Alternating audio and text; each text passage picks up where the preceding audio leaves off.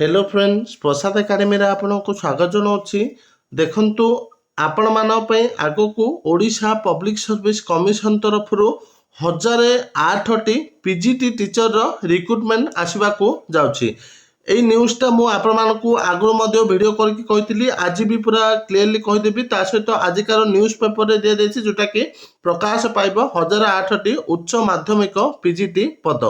तो कौ पद गुड़िक आसो माने कौ सब्जेक्टर पद गुड़िक आसो एजुकेशन क्वालिफिकेशन कौन रज लिमिट कौन रौ सब्जेक्टर आसो डिटेल मुझे आपको कहीदेवी। तो देखो फास्ट कौन दिखाई राज्य में खूब शीघ्र प्रकाश पाइबा जाऊँगी 1008टी उच्च माध्यमिक पीजीटी पदवी। एथिपाई विद्यालय और गणशिक्षा विभाग पक्षर प्रारंभिक पद्धति आरंभ होइछि।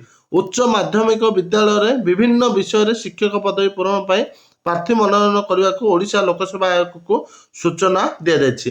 माने ऑलरेडी ये जो 1008टी पोस्ट पाई ओपीएससी को रिक्वेशन पठाई दिया जाइछि।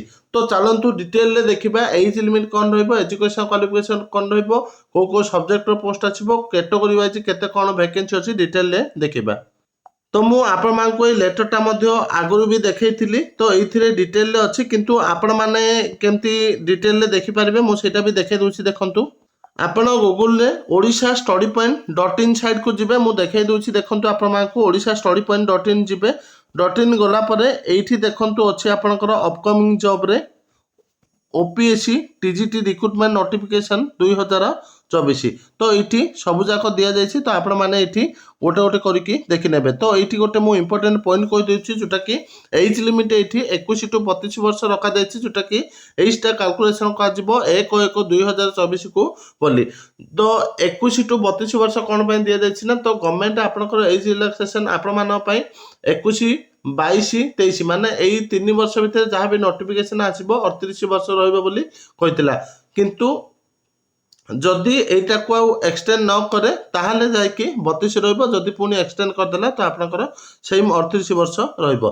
तो एजुकेशन क्वालिफिकेशन मुझे दि जाइए माने ये क्लीयरली मेंशन कर दि जाइए क्यों मैंने पदवीटा को आवेदन करें मेथड ऑफ सिलेक्शन दे दीची ता सहित क्यों सब्जेक्टर केते लेखाएं पदवी कैटेगरी वाइज केते लेखाएं आसीबो मुझे डिटेल रे दे देछि। तो आर लिंक मु वीडियो डिस्क्रिप्शन रे दे देछि आपण माने से लिंक को जाकि एटाको डिटेल रे पढ़ी पारिबे। तो थैंक यू।